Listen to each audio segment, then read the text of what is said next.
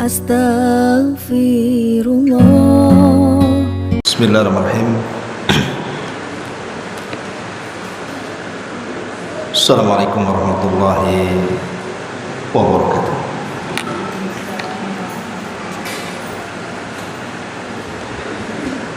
Alhamdulillah wassalatu wassalamu ala Rasulillah wa ala alihi wa sahbihi wa mawalah wa la hawla wa la quwata illa billahi wa ba'd. Alhamdulillah, di pagi menjelang siang ini kita kembali bisa bertolabul ilmi, dan kita masih meneruskan tafsir singkat dari juz Amah. Kita masih masuk pada surah Al-Infitar dan masuk pada ayat ke-13 dan seterusnya.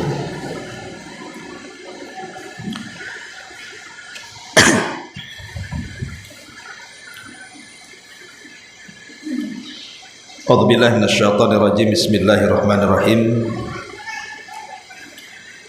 Innal abrara lafi na'im wa innal fujjara lafi jahim yaslawnaha yawmaddin wa ma hum anha bighaibin wa ma adraka ma yawmuddin thumma ma adraka yawmuddin yawma la tamliku nafsun li nafsin syai'a wal amru yawma idzin lillah.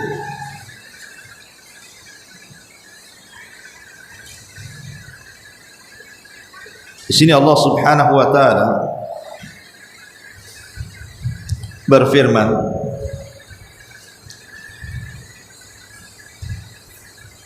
sesungguhnya orang-orang yang berbuat baik benar-benar mereka di dalam sorga, dan sesungguhnya orang-orang durhaka benar-benar berada dalam neraka.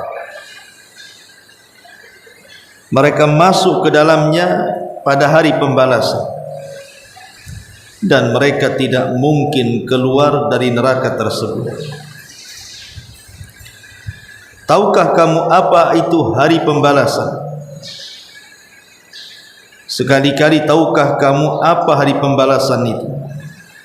Yaitu hari ketika seseorang sama sekali tidak berdaya terhadap orang lain, dan segala urusan pada hari itu dalam kekuasaan Allah Subhanahu wa taala.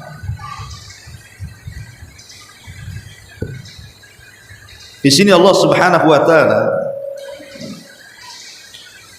hendak mensifatkan kelak di hari kiamat ada dua kelompok. Kelompok yang pertama disebut al-abrar, dan mereka adalah ashabul jannah, orang-orang yang dijanjikan masuk surga. Dan yang kedua disebut al-fujjar, dan mereka adalah kelompok yang dipastikan masuk neraka. Apa itu al-abrar? Al-abrar itu adalah tingkatan kedua di bawahnya al-muqarrabun. Jadi tingkatan yang paling tinggi di surga itu disebut muqarrabun, dan di bawahnya disebut al-abrar. Al-Quran tidak menyebutkan kenikmatan orang-orang muqarrabun, tapi Al-Quran menyebutkan kenikmatan orang-orang abrar. Kenapa? Karena kaidah Al-Quran apabila menceritakan tentang kenikmatan surga, maka yang diceritakan itu adalah yang terendah.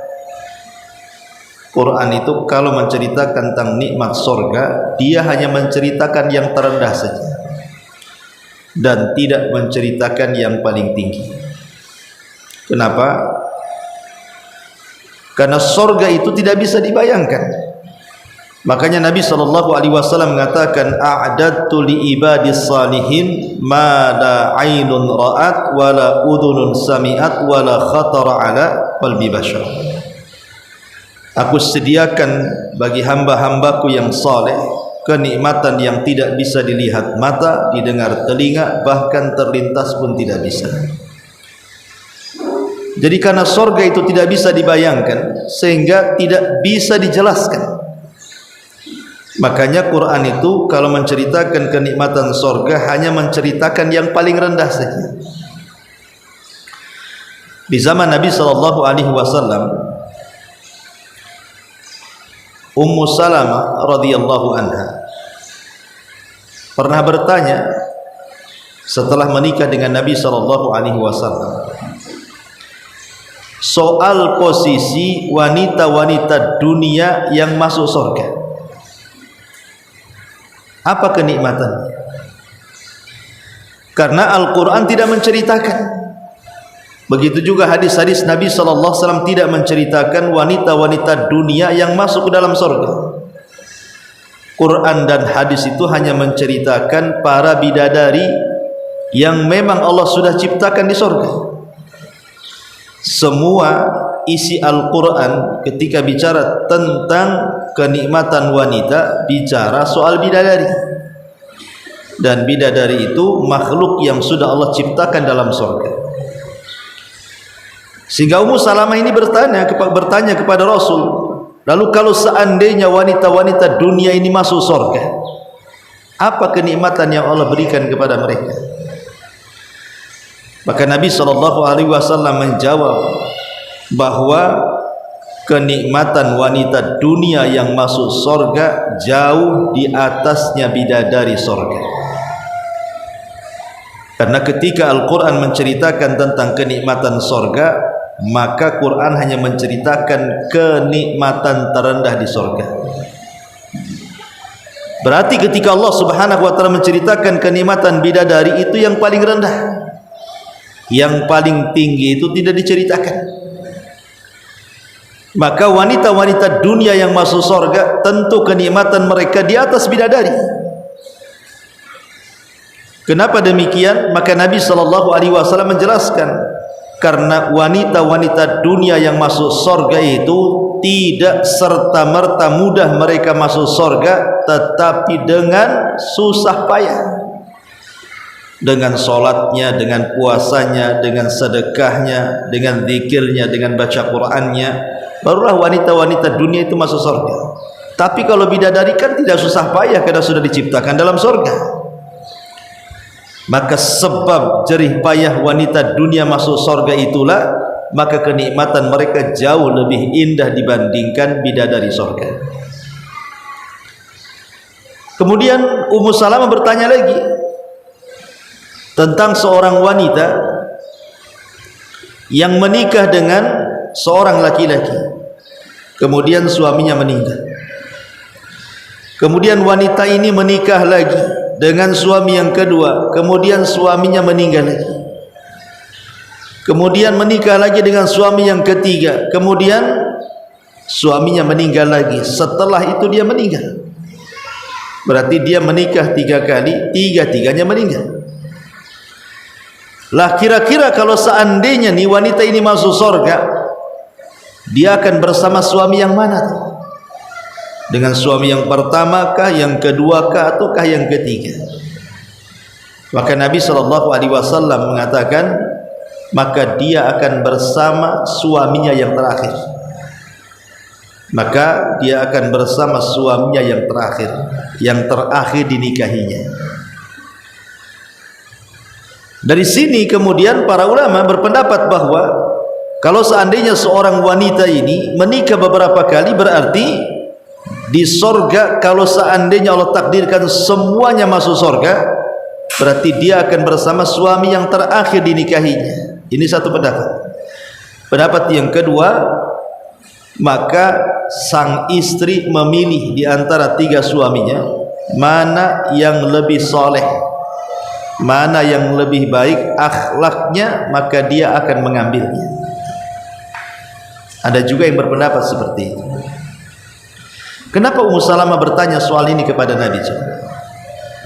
Karena Ummu Salamah ini ketika suaminya meninggal dunia, Abu Salamah, tidak ada laki-laki yang lebih dicintai melebihi Abu Salamah. Makanya ketika selesai masa iddahnya dari kematian suaminya Abu Salamah itu, banyak para sahabat-sahabat senior yang datang meminang Ummu Salamah, tetapi semua ditolaknya. Alasannya tidak ada laki-laki yang lebih dicintai Ummu Salamah melebihi Abu Salamah. Tiba-tiba satu hari datang kepada Ummu Salamah lamaran dari Nabi SAW. Tak mungkinlah Ummu Salamah akan mengatakan Abu Salamah lebih baik dibandingkan Rasulullah, kan begitu. Akhirnya kemudian Ummu Salamah pun menikah dengan Rasul. Makanya itulah dia bertanya soal kalau ada seorang istri menikah dengan suami, kemudian meninggal suaminya, menikah lagi, kemudian meninggal lagi suaminya, dan begitu seterusnya. Sebenarnya dia bertanya mengaca kepada dirinya gitu. Kalau dia meninggal itu kira-kira suami dia itu Nabi ataukah Abu Salamah gitu maksudnya. Tapi dengan bahasa umum dia bertanya soal itu. Taib syahidnya di sini adalah ketika Allah Subhanahu wa taala menyebutkan kalimat innal abrara lafi naim. Sesungguhnya orang-orang abrar, orang-orang baik itu lafi, lam itu artinya sungguh, fi di dalam, naim kenikmatan. Artinya penduduk surga itu akan diliputi dengan kenikmatan. Naim itu artinya kenikmatan yang daim, kenikmatan yang terus menerus, itu disebut naim. Kenikmatan yang tidak terputus itu dalam bahasa Arabnya disebut naim. Artinya penduduk surga itu akan terus di atas kenikmatan, dan kenikmatan surga itu tidak terputus. Bahkan istilah para ulama, kenikmatan surga itu yazdad wa yazdad, bertambah dan bertambah setiap harinya. Makanya ketika Nabi SAW bicara tentang suqul jannah, suqul jannah, pasar surga. Jadi di pasar itu ada surga, tapi bukan seperti pasar dunia, tempat transaksi jual beli. Banyak orang yang berteriak-teriak, banyak orang yang bersumpah palsu, banyak orang nipu, banyak orang yang ngurang takaran, timbangan meteran, macam-macam. Bukan, pasar surga tidak seperti pasar dunia. Lalu apa fungsi pasar surga itu? Jadi pasar surga itu hanya berfungsi untuk berjumpa, bernostalgia penduduk dunia yang masuk ke dalam surga.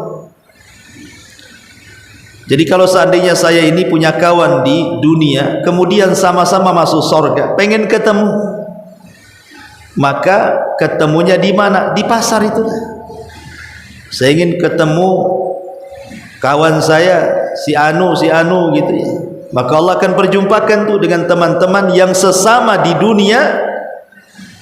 Kita berkawan, kemudian Allah takdirkan kita semua masuk surga. Itu bisa ketemu tuh ya lah. Salah satu pertemuannya adalah di suqil jannah, di pasar surga. Disitulah tempat perjumpaan, bernostalgia, menceritakan tentang kehidupan dunia. Jadi apa yang kita alami di dunia ini itu akan diceritakan di surga tuh. Ingat gak waktu kita di dunia begini, begono, macam-macam, itu akan teringat tuh ya. Lah setelah kemudian puas berjumpa dengan kawan, ngobrol sana sini, kemudian mereka pun pulang. Sebelum mereka pulang penduduk surga ini, maka Allah akan menghembuskan satu angin yang membawa debu, dan debunya surga itu kan dari minyak kasturi. Jadi debu itulah yang kemudian menghempas badan-badan penduduk surga yang pulang dari pasar menuju pasangan-pasangan mereka di istana-istana. Maka angin itulah yang merubah segalanya. Angin itu yang merubah segalanya, merubah badannya, merubah mukanya, merubah akhlaknya. Jadi ketika kemudian sampai di rumahnya berjumpa dengan pasangannya, maka satu sama lain saling memuji dan mengatakan laqad izdaztum husnan wa jamala. Sungguh engkau telah bertambah ketampanannya, kecantikannya dan kebaikannya. Jadi setiap minggu pada hari Yaumul Mazid, kalau di dunia ini hari Jumat, kalau di sorga disebut Yaumul Mazid namanya, hari tambahan nikmat. Maka Allah Subhanahu wa taala setiap pekan itu akan memperbaharui badan kita, kecantikan kita, ketampanan kita, akhlak kita akan terus diperbaiki setiap pekannya. Jadi di sorga itu semakin hari semakin indah, semakin hari semakin tampan, semakin hari semakin indah, dan begitu seterusnya. Beda di dunia itu kan, semakin hari semakin tua kan, semakin tua semakin jelek lah. Kalau semakin jelek ya hilang nikmatnya kan itu. Sama dengan makanan pun, kalau pertama dimasak memang segar, kalau sudah dimasukkan kulkas sehari dua hari bisa basi kan itu. Itu makanan, minuman juga sama, manusia juga sama. Makanya Allah Subhanahu wa taala ingin menggambarkan bagaimana kenikmatan surga itu dengan bahasa naim. Naim itu artinya nikmatud daim. Nikmatnya itu tidak terputus, terus nikmat. La fi naim. Innal abrara la fi naim. Sesungguhnya al abrar, orang-orang baik itu la fi naim, berada di kenikmatan yang tidak terputus alias surga. Karena penduduk surga itu kenapa disebut naim? Jadi ketika penduduk surga masuk ke dalam surga dan penduduk neraka juga masuk ke dalam neraka, maka Allah Subhanahu wa taala akan mendatangkan kematian, dan kematian itu akan dibentuk dalam bentuk kambing gibas, kemudian disembelih di antara surga dan neraka. Kalau kematian sudah dimatikan oleh Allah, artinya tidak ada kematian lagi. Jadi kematian itu dibentuk dalam bentuk kambing kemudian disembelih, seolah ini simbolik saja bahwa tidak ada kematian lagi. Maka setelah kemudian kematian itu disembelih dalam bentuk kambing gibas, maka Allah Subhanahu wa taala kemudian mengutus para penyeru untuk menyeru penduduk surga dan mengatakan, ya ahlal jannah la mautalakum.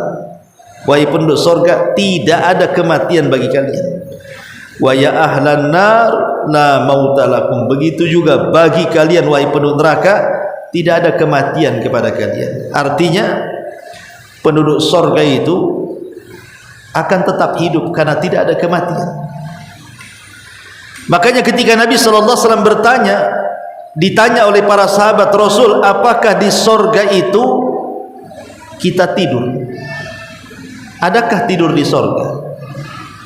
Maka Nabi SAW mengatakan tidak. Di surga itu tidak ada orang tidur. Di surga itu tidak ada orang tidur. Kemudian Rasul mengatakan, fa innan nauma akhuhul maut. Kenapa di surga tidak ada orang tidur?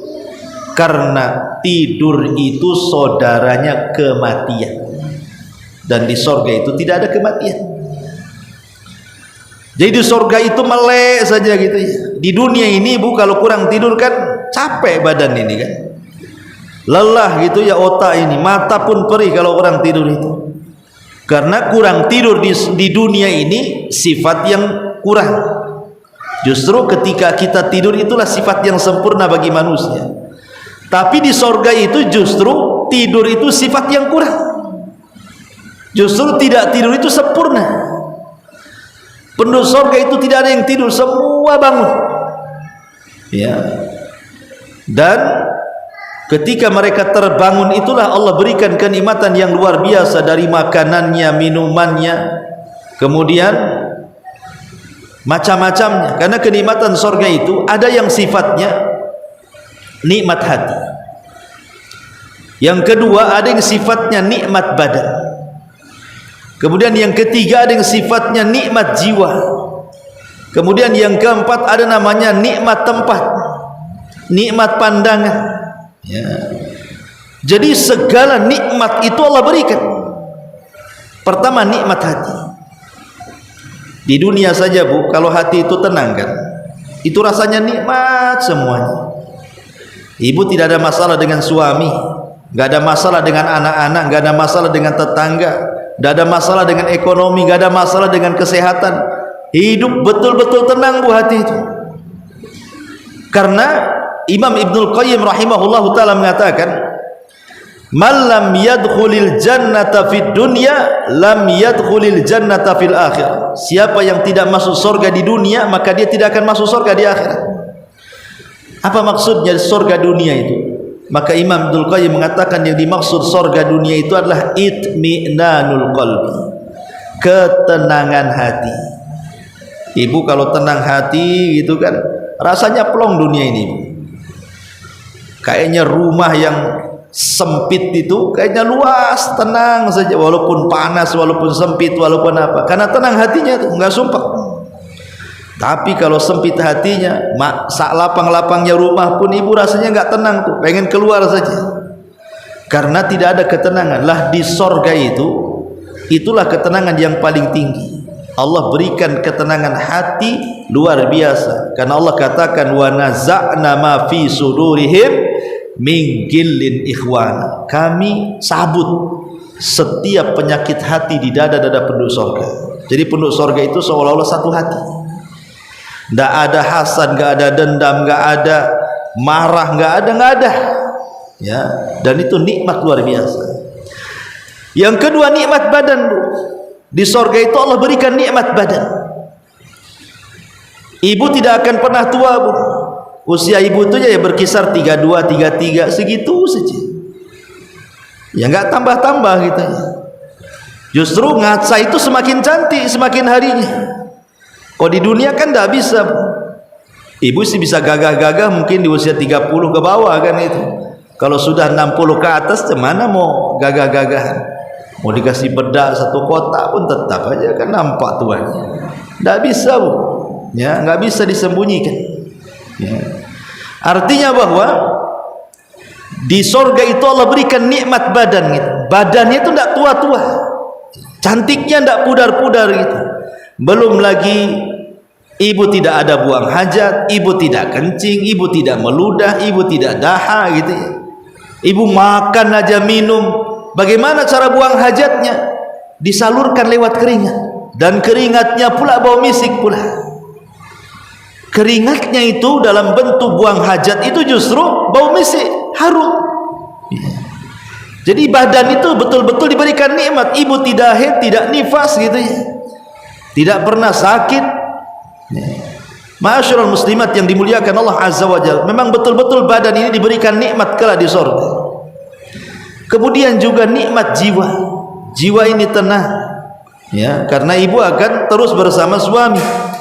Kemudian juga nikmat pandangan, dan ini juga nikmat terbesar, di mana pandangan kita ini dimanjakan dengan keindahan-keindahan surga. Makanya kenapa Bu, ada orang yang pengen beli rumah itu di villa di atas bukit gitu ya. Itu sebenarnya harga rumahnya itu murah saja, yang mahal itu view-nya biasanya. Kenapa rumah di villa-villa itu sampai miliaran itu? Padahal kalau kita bangun di perumahan sini itu tidak sampai 300 juta tuh. Tapi kok bisa mahal gitu kan? Bukan rumahnya yang mahal, view-nya, pemandangannya itu yang indah, terhampar, hijau ke sana kemari.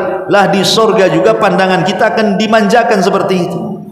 Dan nikmat yang paling besar di surga adalah ru'yatullah, pandangan kita ketika melihat wajah Allah Subhanahu wa taala. Itu nikmat yang paling besar, yang melebihi nikmat surga itu sendiri. Jadi memang Allah mengatakan innal abrara lafi na'im, betul-betul dilingkupi dengan kenikmatan. Wa innal fujjara lafi jahim, dan sesungguhnya orang-orang fajir sungguh berada di neraka jahim. Fajir itu beda dengan al-asi, ahli maksiat itu disebut asi. Kalau fujar atau orang fajir itu di atas itu lagi, lebih parah dibandingkan ahli maksiat. Karena kalimat fajr itu diambil dari al-fajr. Fajr itu artinya cahaya.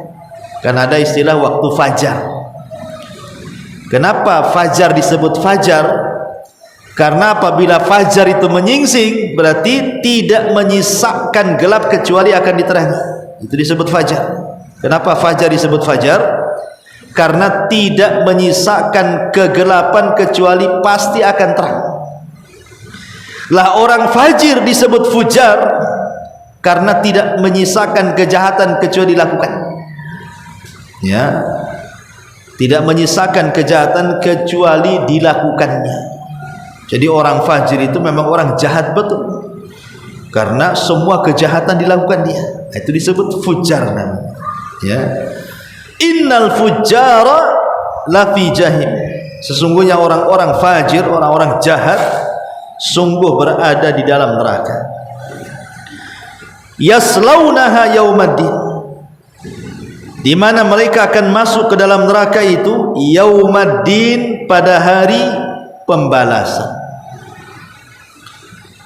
Yaumaddin itu artinya hari kiamat. Yaumaddin itu artinya hari kiamat, hari pembalasan. Dan sering saya ulang-ulang kepada ibu bahwa hari kiamat itu atau hari pembalasan itu memiliki rukun. Dan arkan yaumul kiamah itu ada 5. Rukun mengimani adanya kiamat itu ada 5. Tidak boleh diingkari satu dari 5 perkara ini. Siapa yang mengingkarinya bisa kufur. Jadi rukun-rukun yaumuddin atau hari kiamat itu ada 5. Apa saja? Yang pertama, al-imanu bil mauti, beriman dengan adanya kematian. Beriman dengan adanya kematian, bahwa setiap manusia itu pasti mati. Kullu nafsin dha'iqatul maut, setiap jiwa itu pasti mengalami kematian. Dan Nabi SAW mengatakan, idza mata ahadukum qamat qiyamatuh. Apabila mati salah seorang di antara kalian, maka telah tegak kiamat kepadanya. Jadi kiamat itu ada 2 ya. Ada kiamat besar, ada kiamat kecil. Kiamat besar itulah yang disebut dengan kehancuran alam semesta. Kiamat kecil itu disebut dengan kematian. Dari 2 kiamat ini mana yang pasti? Yang pasti itu kematian. Tapi kiamat besar itu belum tentu pasti. Maksudnya belum tentu pasti bukan tidak akan terjadi, pasti terjadi. Tapi kapannya kan kita tidak tahu. Kapannya lo tidak tahu kiamat itu. Tapi kalau kematian itu bisa kita prediksi. Karena Nabi SAW mengatakan umur umatku berkisar 60 sampai 70 tahun saja kan. Berarti kalau sekarang ibu ini usianya 50 tahun, kata Rasul usia umatku ada antara 60 sampai 70 tahun, kan kita bisa prediksi itu. Saya sudah 50 tahun, kata Nabi usia umat Islam 50 sampai 70. Berarti jangan-jangan 10 tahun lagi saya mati ini. Atau jangan-jangan 20 tahun lagi saya mati. Karena Rasul sudah memberikan jarak tuh. Kalau tidak 60, 70 kan itu. Yang lewat dari 70 tahun itu sedikit. Artinya kan tidak banyak kan. Umumnya orang tuh di atas 70 tahun itu tidak banyak orang hidup. Rata-rata dah mati. Jadi kematian itu kepastian karena kita sudah bisa memprediksi itu. Ya bisa saja besok kita mati kan. Tapi kalau melihat sabda Rasul itu antara 60 sampai 70 tahun, kita sudah bisa memprediksi itu. Antara tahun-tahun inilah mungkin saya sudah tidak ada. Artinya kita bisa persiapan di situ. Tapi kalau kiamat besar kan kita tidak tahu. Kita yakin akan terjadi, tapi kapan waktunya kan kita tidak tahu karena harus melewati proses tanda-tanda kiamat besar dulu. Tapi kalau kematian kita kan tidak ada tanda-tanda kiamat besarnya. Ya. Makanya kenapa yang pertama adalah beriman dengan kematian. Ini yang pertama. Rukun yang kedua adalah al-iman bi alamil barzah. iman dengan alam barzah, dengan peristiwa-peristiwanya, mulai daripada himpitan kuburan, kemudian yang kedua fitnah kuburan, pertanyaan dua malaikat mungkar dan nakir, siapa Rabbmu, siapa nabimu, apa agamamu, kemudian sampai kepada mengimani tentang adanya nikmat kubur, kemudian adanya azab kubur, ya, itu semua diimani. Itu termasuk rukun yang kedua dari beriman kepada yaumuddin, ya, yaumul qiyamah. Kemudian yang ketiga, beriman tentang adanya kebangkitan. Beriman tentang adanya kebangkitan, bahwa kita akan dibangkitkan setelah kematian kita. Kemudian yang keempat, beriman dengan adanya hisab, bahwa kita harus mempertanggungjawabkan semua perbuatan kita dan semua ada hisabnya di hadapan Allah Subhanahu wa taala. Dan yang terakhir, beriman dengan al-jaza, balasan yang terkait dengan surga dan neraka. Itulah 5 rukun yang berkaitan dengan rukun-rukun yaumul qiyamah. Kematian, alam kubur, kebangkitan, hisab, dan balasan yang mencakup surga dan neraka. Itu disebut rukun yaumuddin. Yaslaunaha yaumaddin wa ma hum anha bighaibin. Dan mereka apabila orang-orang fujar itu, mereka dimasukkan ke dalam neraka pada hari pembalasan, mereka tidak akan keluar dari neraka itu. Menunjukkan orang-orang fajir ini orang-orang kafir. Orang-orang fajir ini orang-orang kafir, karena hanya orang kafirlah yang dikekalkan di neraka dan tidak akan keluar dari neraka. Adapun orang-orang yang beriman, yang mereka ahli maksiat, kalaupun mereka ditakdirkan masuk neraka, mereka tidak dikekalkan.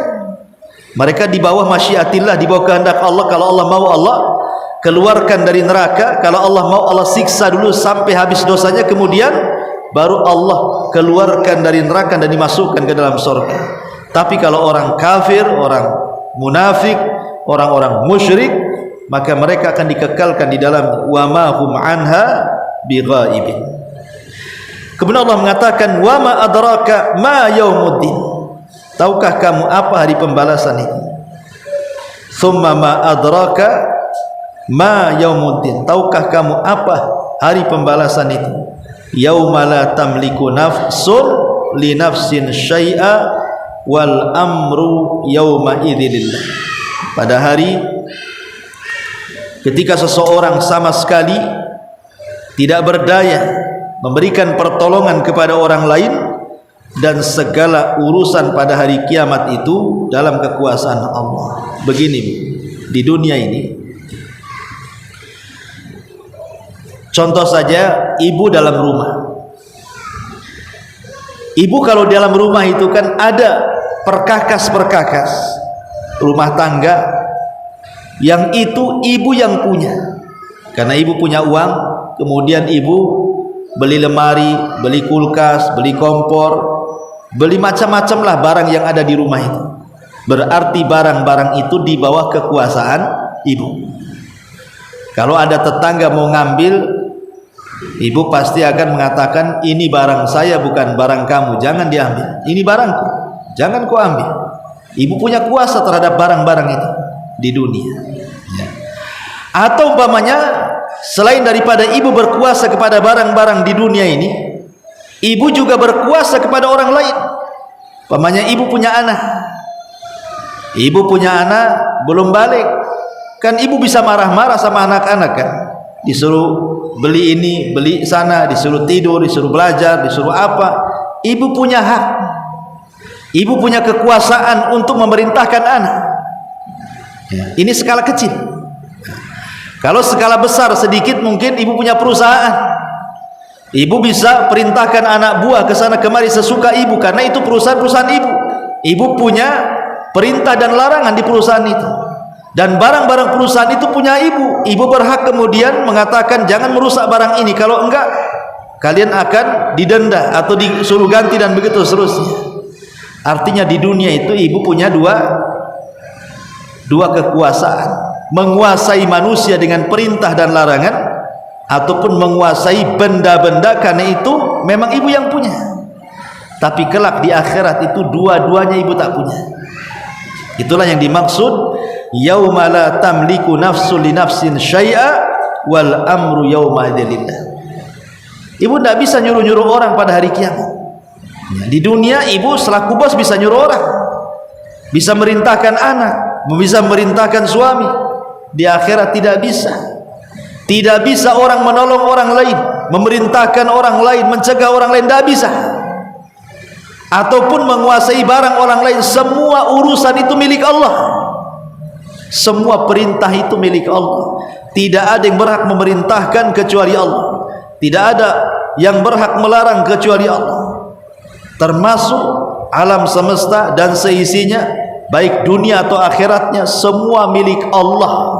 Kita ini datang dalam kondisi lemah, ya, inna lillahi wa inna ilaihi rajiun. Semua datang dari Allah dan kita akan kembali kepada Allah subhanahu wa ta'ala. Ketika ibu terlahir bayi tidak berdaya, begitulah kita akan menghadap Allah juga seperti orang terlahir tidak berdaya, ya, karena kekuasaan itu di tangan Allah subhanahu wa ta'ala, ya. Wallahu alam bisawab. Maaf Bu ya, mungkin hari ini tidak ada tanya jawab. Kebetulan saya tadi di WA dari pihak kepolisian, ya, mau berjumpa di pesantren, tidak tahu ada masalah apa. Jam 10 ini janjinya. Jadi kajiannya sampai di sini dulu. Subhanallah bihamdika asyhadu an la ilaha illa anta astaghfiruka wa atubu ilaik. Wallahu a'lam. Assalamualaikum warahmatullahi wabarakatuh.